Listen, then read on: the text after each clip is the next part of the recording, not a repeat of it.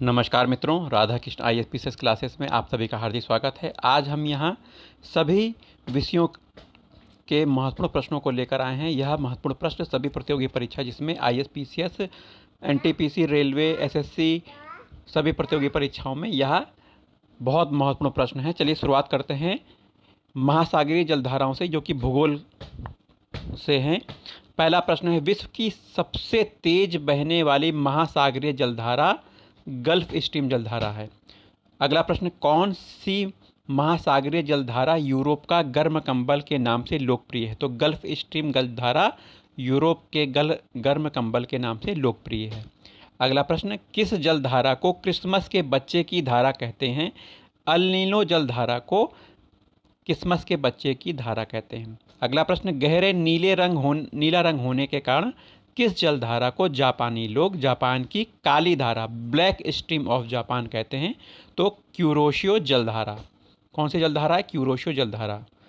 किस जलधारा को हम्बोल्ट की जलधारा के नाम से जाना जाता है? पेरू की जलधारा को हम्बोल्ट की जलधारा के नाम से जाना जाता है। समुद्र की गर्म जलधाराएं किस ओर जाती हैं? समुद्र की जो गर्म जलधाराएं ध्रुव की ओर जाती हैं। अगला प्रश्न है, गल्फ स्ट्रीम धारा की उत्पत्ति होती है मेक्सिको की खाड़ी में। अल नीनो जलधारा कहाँ प्रकट होती है? पेरू के तट पर अल नीनो जलधारा प्रकट होती है। वहीं अगला प्रश्न, चिली और पेरू के तट से दूर शीतजन के अप्रवाह से बनी धारा क्या कहलाती है? तो चिली और पेरू के तट से दूर हम्बोल्ट धारा कहलाती है। महासागर की जलधाराओं का एक असर यह होता है कि वे जल को साफ रखती हैं। क्या रखती हैं? जल को साफ रखती हैं। अगला प्रश्न, लेब्राडोर की ठंडी जलधारा और गल्फ स्ट्रीम की गर्म जलधारा कहाँ पर एक दूसरे से मिलती हैं? तो लेब्राडोर और गल्फ स्ट्रीम उत्तरी अमेरिका के उत्तरी पूर्वी तट पर मिलती हैं। अगला प्रश्न है, अफ्रीका के दक्षिण पश्चिम तट पर बहने वाली महासागरीय जलधारा कौन सी है? बेंगुला धारा। कौन सी धारा है? बेंगुला धारा। अगला प्रश्न है, कौन सी धारा दक्षिण अटलांटिक महासागर में धाराओं का एक पूर्ण वृत्त के निर्माण में योगदान नहीं देती, किनारी नहीं देती है? शीत समुद्री धारा हम्बोल्ट धारा है। हम्बोल्ट धारा शीत समुद्री धारा है। चलिए आगे देखते हैं। हिंद महासागर में सागर धाराओं में नियमित दिशा में परिवर्तन के लिए कौन सा कारक उत्तरदायी है? उत्तरदायी कारक है हिंद महासागर में मानसूनी प्रभाव पाया जाता है। बेंगुला धारा है ठंडी महासागरीय धारा। रेनल जलधारा किस महासागर की जलधारा है? अटलांटिक महासागर की जलधारा रेनल जलधारा है। अगला प्रश्न, ब्राजील की जलधारा क्या है? गर्म जलधारा है ब्राजील की गर्म धारा। वहीं पूर्वी ऑस्ट्रेलिया धारा किस प्रकार की है? गर्म सागरीय धारा है पूर्वी ऑस्ट्रेलिया धारा। अगुलहास धारा चलती है हिंद महासागर में।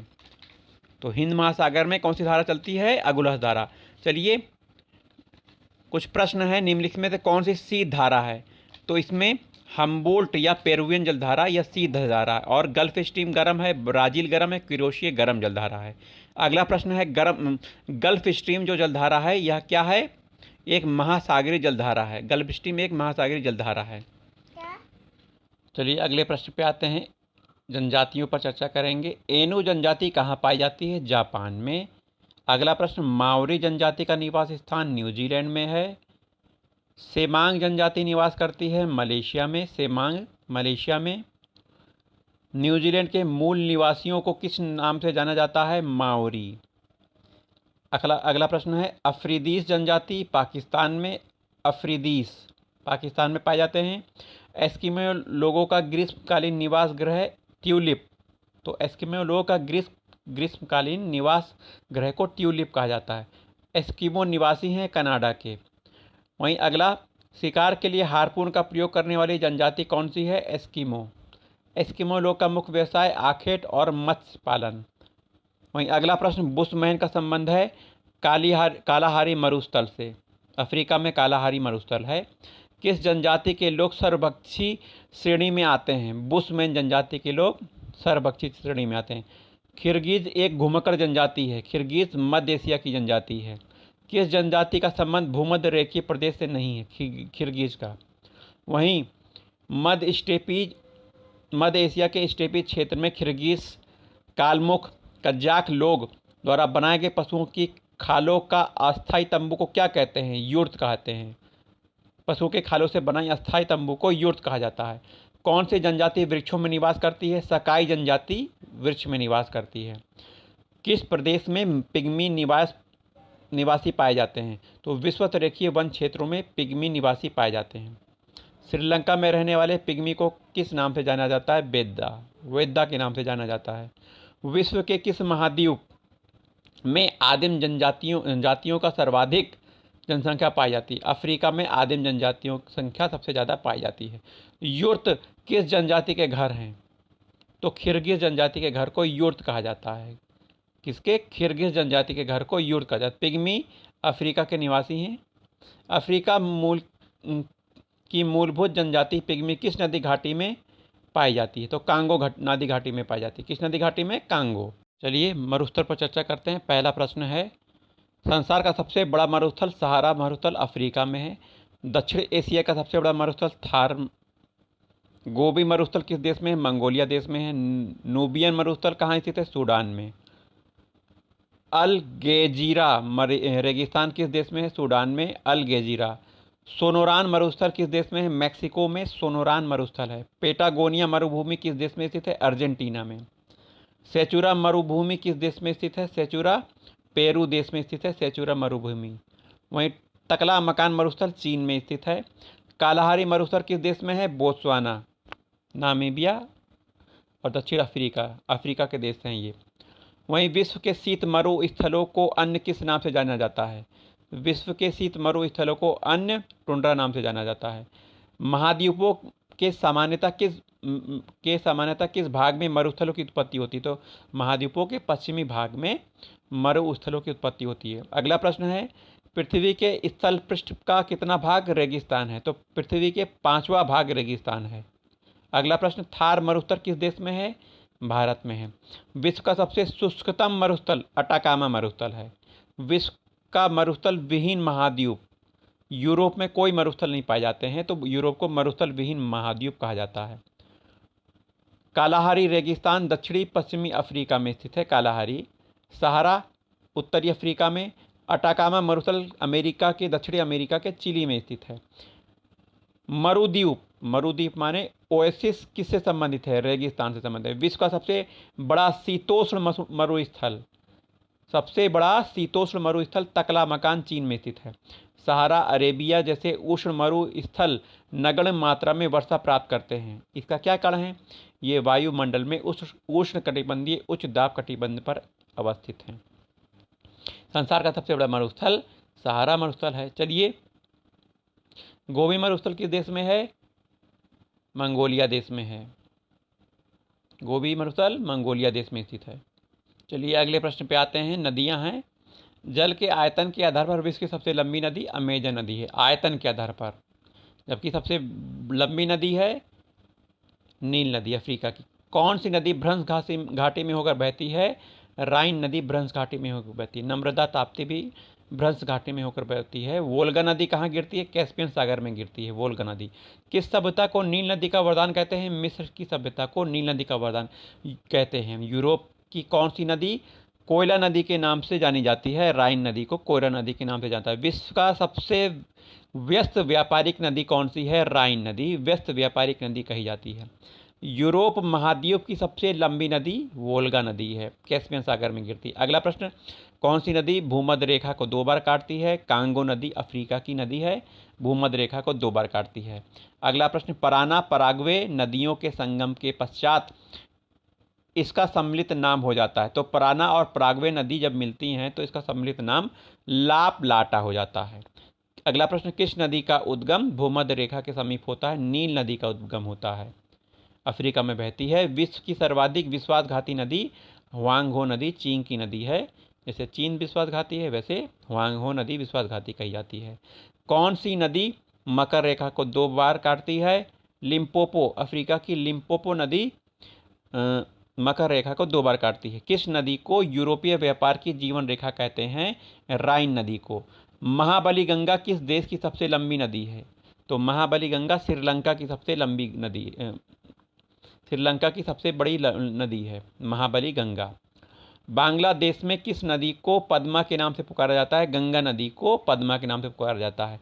किस नदी को तेल नदी के नाम से जाना जाता है? नाइजर नदी को तेल नदी के नाम से जाना जाता है। रूस की सर्वाधिक महत्वपूर्ण नदी वोल्गा नदी है। अगला प्रश्न है, लाल नदी किस देश में बहती है? तो लाल नदी वियतनाम देश में बहती है, लाल नदी, रेड रिवर। अगला प्रश्न, एशिया की विशालतम नदी मेकांग बहती है मलेशिया में, विशेषकर मलेशिया में बहती है मेकांग नदी। सीन नदी कहाँ बहती है? फ्रांस में सीन नदी बहती है, विशेषकर फ्रांस में बहती है। मरे डार्लिंग नदी कहाँ बहती है? ऑस्ट्रेलिया की नदी है मरे डार्लिंग नदी, जो समुद्र से मिलने से पूर्व एक विस्तृत मरुस्थल से गुजरती है, कोलोराडो नदी। कोलोराडो नदी। नील नदी कहाँ गिरती है? भूमध्य सागर में गिरती है। जॉर्डन नदी मृत सागर में गिरती है। हांगुआ नदी पीले सागर में गिरती है। अगला प्रश्न है, कौन सी यूरोपीय नदी ब्लैक फॉरेस्ट से निकलकर काला सागर में गिरती है? तो डेन्यूब नदी है, यूरोप के ब्लैक फॉरेस्ट से निकलकर काले सागर में गिर जाती है, डेन्यूब नदी। ओम नदी किस में गिरती है? आर्कटिक महासागर में, आर्कटिक सागर में ओम नदी गिरती है। किस नदी को चीन का शोक कहते हैं? हुआंगहो नदी को। कैस्पियन सागर में कौन सी नदी गिरती है? वोल्गा नदी गिरती है। सर और आमू नदियां गिरती हैं अरल सागर में, सर आमू नदी अरल सागर में गिरती है। लंबाई के घटते क्रम में विश्व की 3 लंबी नदियां हैं, नील नदी, अमेजन नदी, मिसिसिपी, मिसौरी नदी। एशिया की कौन सी नदी दक्षिण को प्रवाहित होती है? साल्विन नदी दक्षिण की ओर प्रवाहित होती है, एशिया की नदी है। विश्व की सबसे चौड़ी नदी अमेजन नदी ब्राजील की है। अगला प्रश्न, विश्व की सबसे लंबी नदी नील नदी अफ्रीका की है। अगला प्रश्न, किस देश में यूफ्रेटस टिग्रिस नदियां बहती हैं? तो इराक में यूफ्रेटस टिग्रिस नदियां बहती हैं। विश्व की अपवाह क्षेत्र की दृष्टि से सबसे लंबी नदी अमेजन नदी। दक्षिण अमेरिका की नदी अमेजन नदी। वोल्गा नदी किस में गिरती है? कैस्पियन सागर में गिरती है। चलिए अगले प्रश्न पे आते हैं, जलप्रपात पर चर्चा करेंगे। विश्व का सबसे ऊंचा जलप्रपात एंजिल जलप्रपात, साल्टो एंजिल, वेनेजुएला देश में है।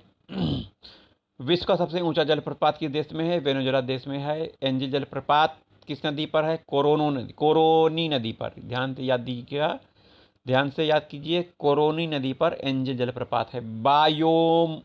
बायोमा जलप्रपात किस नदी पर है? जायरे नदी पर है, बायोमा।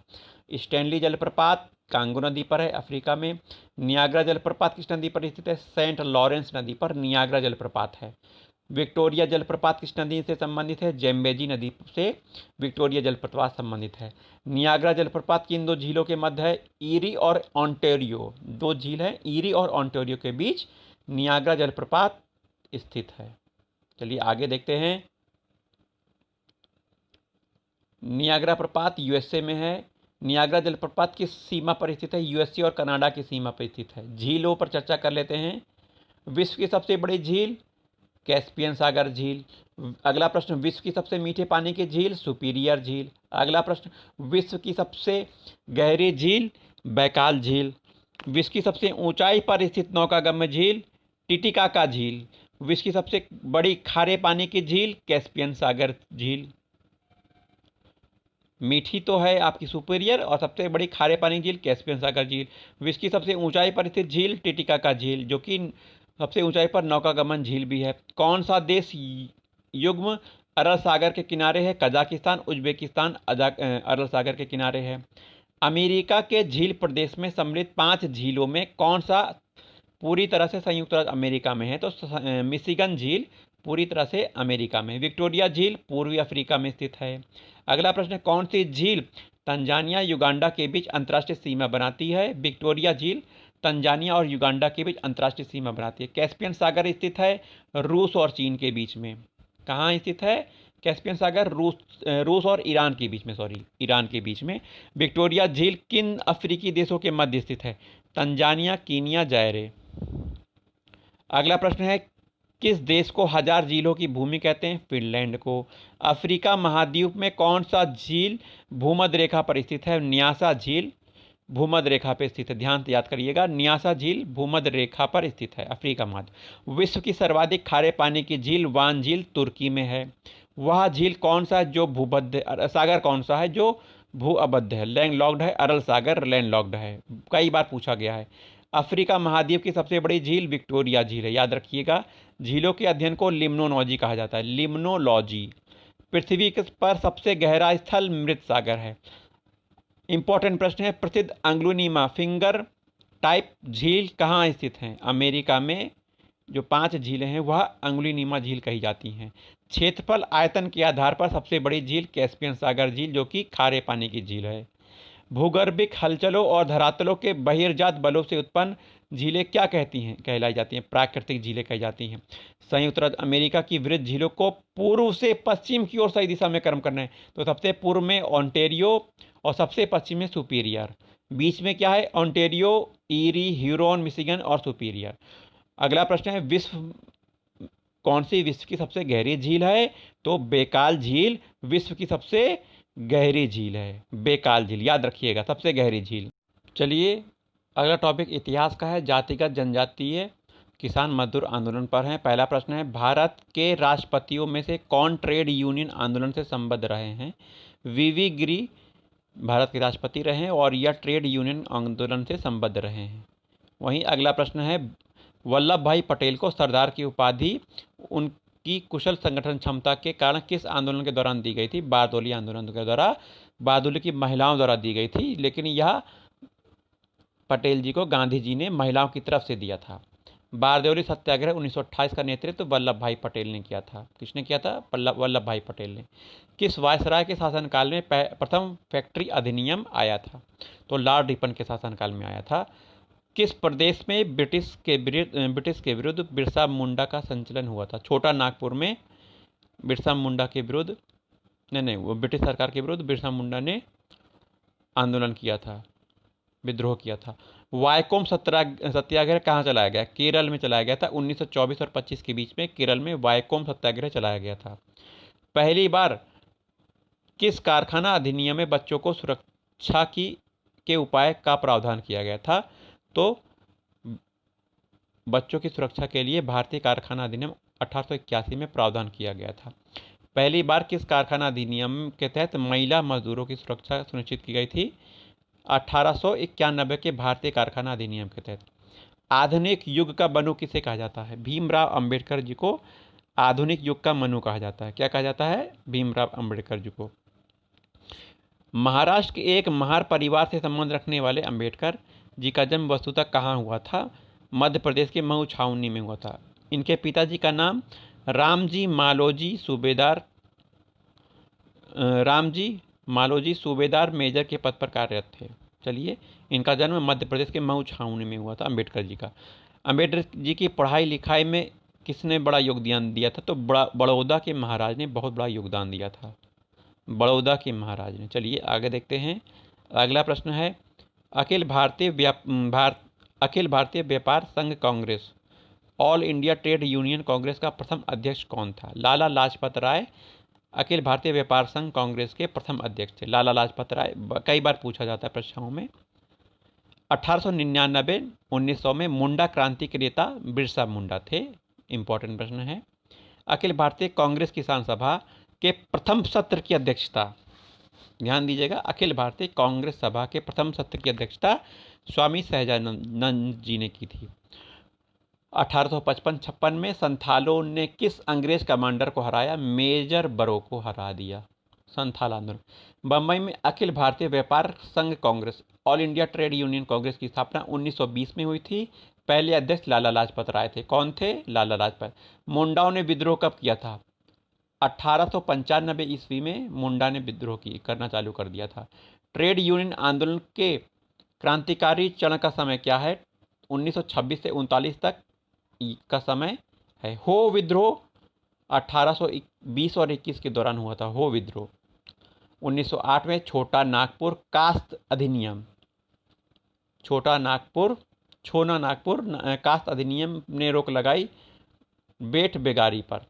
मानव बलि प्रथा पर निषेध करने के कारण अंग्रेजों के विरुद्ध विरोध करने वाली जनजाति खोंड जनजाति है। कम्युनिस्ट इंटरनेशनल का सदस्य बनने वाला प्रथम भारतीय कौन था? एम.एन. रॉय थे। कम्युनिस्ट इंटरनेशनल का सदस्य बनने वाले प्रथम भारतीय एम.एन. रॉय।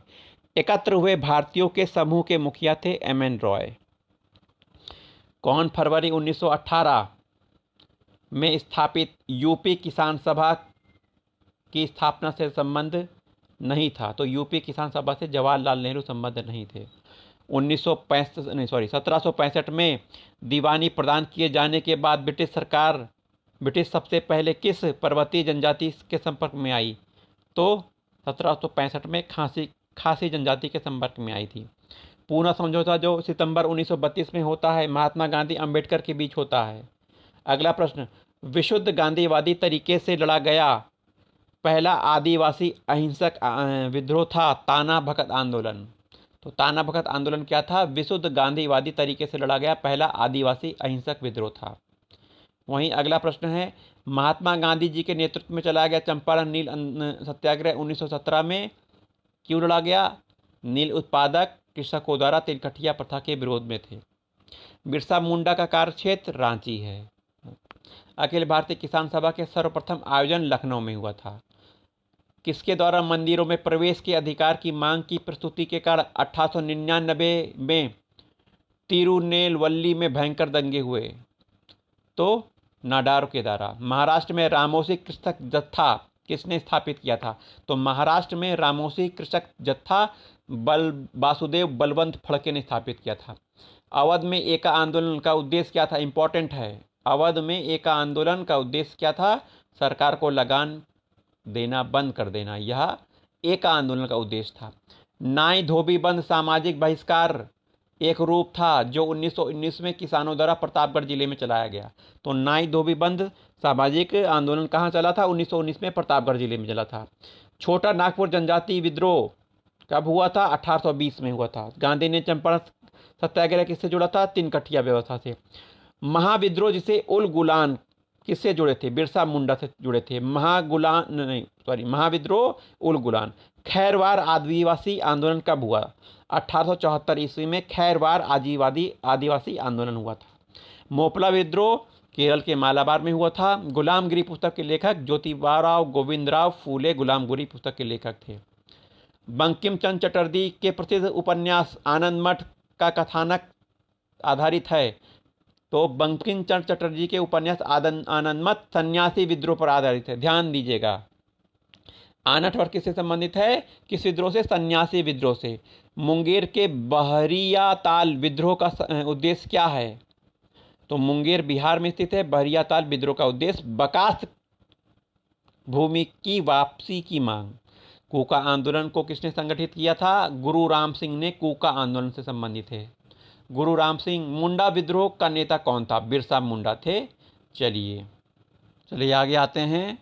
भक्ति आंदोलन जो कि 16वीं शताब्दी का धार्मिक आंदोलन था। भक्ति आंदोलन पर चर्चा करेंगे। पहला प्रश्न है, भक्ति आंदोलन के प्रारंभिक प्रतिपादक रामानुजाचार्य थे।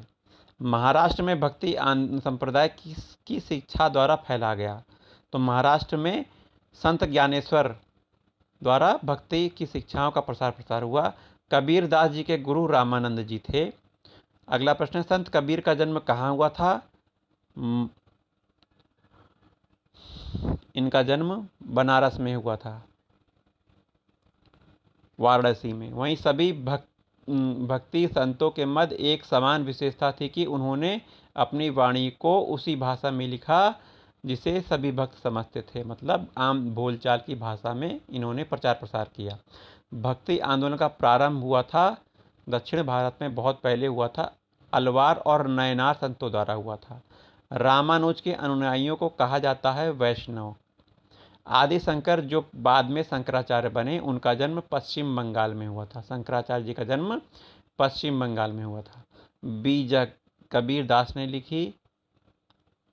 भक्तिरस कवियत्री मीराबाई एक राजपूत शासक की पत्नी थी। चैतन्य महाप्रभु गौड़ीय संप्रदाय से संबंधित थे। पश्चिम बंगाल में इनका जन्म हुआ था, गौड़ी संप्रदाय से। पुष्टि मार्ग के दर्शन के स्थापना किसने की? तो पुष्टि मार्ग के दर्शन की स्थापना वल्लभाचार्य जी द्वारा की गई। किस संत ने ईश्वर को अपने पास अनुभव करने के लिए नृत्य और गीतों कीर्तन को माध्यम बनाया? तो चैतन्य महाप्रभु जी ने नृत्य और गीतों को कीर्तन बनाया। अद्वैतवाद के सिद्धांत का प्रतिपादक शंकराचार्य जी थे। गीत गोविंद जयदेव द्वारा लिखी गई। भक्ति आंदोलन के समय असम में किसने इस आंदोलन का प्रतिपादन किया था? तो असम में भक्ति आंदोलन का प्रतिपादन शंकरदेव द्वारा किया गया था, शंकरदेव। गुरु नानक का धर्म उपदेश है मानव बंधुत्व का। पवित्र कवयित्री मीराबाई के पति का नाम राजकुमार भोजराज था। क्या था? राजकुमार भोजराज। बुद्ध और मीराबाई के जीवन दर्शन का मुख्य साम क्या है? संसार दुखपूर्ण है, ब्रह्म सत्य है, जगत मिथ्या है। यह शंकराचार्य की उक्ति है। किसने भक्ति के क्षेत्रों में शूद्रों को भागवत दर्शन व मोक्ष का अधिकार देकर उन्हें इस्लाम धर्म स्वीकार करने से रोका? तो शूद्रों को भागवत दर्शन और मोक्ष का अधिकार देकर रामानुजाचार्य ने इन्हें इस्लाम धर्म करने से रोका। अगला प्रश्न है, दक्षिण भारत का वह कौन सा संत है जिसने अपना अधिकांश जीवन उत्तर भारत के वृंदावन में बिताया?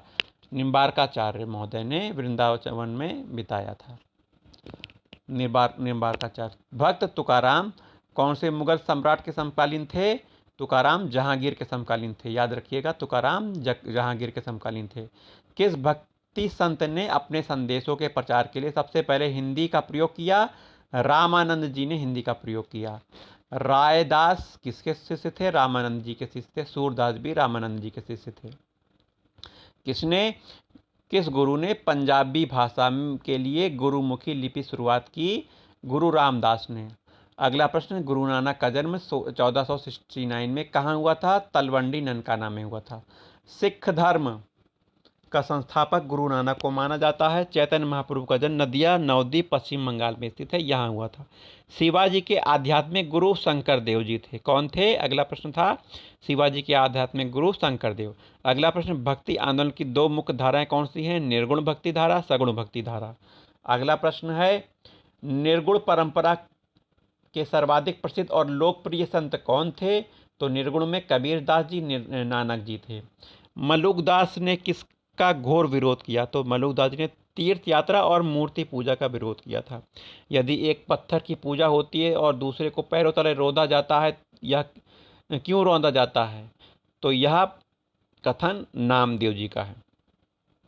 ईश्वर पूजा हेतु गोदावरी नदी से लाए पवित्र जल को किसने एक प्यासे गधे को पिला दिया था? तो एकनाथ जी महाराज जी ने गोदावरी नदी से लाए गए पवित्र जल को भगवान को चढ़ाने के बजाय एक प्यासे को पिला दिया, एकनाथ जी। गुरु शंकराचार्य किस मत के प्रवर्तक थे? अद्वैतवाद के। रामानुजाचार्य विशेष द्वैतवाद के प्रवर्तक थे। रामानंद किस सिद्धांत पर जोर देते थे? एकेश्वरवाद पर जोर देते थे। चलिए सूफी आंदोलन पर चर्चा भी कर लेते हैं। वह सूफी संत कौन था जो मानता था कि भक्ति संगीत ईश्वर के निकट पहुंचने का मार्ग है? मोइनुद्दीन चिश्ती ऐसा मानते थे। भारत में चिश्ती सिलसिला को किसने स्थापित किया? शेख मोइनुद्दीन चिश्ती ने। सूफी सिलसिला मूलतः संबंधित है, इस्लाम से संबंधित है। अगला प्रश्न, इस्लामी रहस्यवादी आंदोलन को क्या कहा जाता है? सूफी आंदोलन कहा जाता है। अगला प्रश्न है, किस सुल्तान ने निजामुद्दीन औलिया से भेंट करने से इनकार कर दिया? तो जलालुद्दीन फिरोज खिलजी। चलिए, सूफी सिलसिलों में कौन संगीत के विरुद्ध था? नक्शबंदी संगीत के विरुद्ध थे। दारा सिकोह ने किस शीर्षक से उपनिषदों का फारसी में अनुवाद किया है? तो दारा सिकोह ने उपनिषदों का फारसी में अनुवाद सिर्र अकबर नाम से किया है। भारत में किस सूफी सिलसिले को सर्वाधिक लोकप्रियता मिली? चिश्ती सिलसिले को सबसे ज़्यादा लोकप्रियता मिली।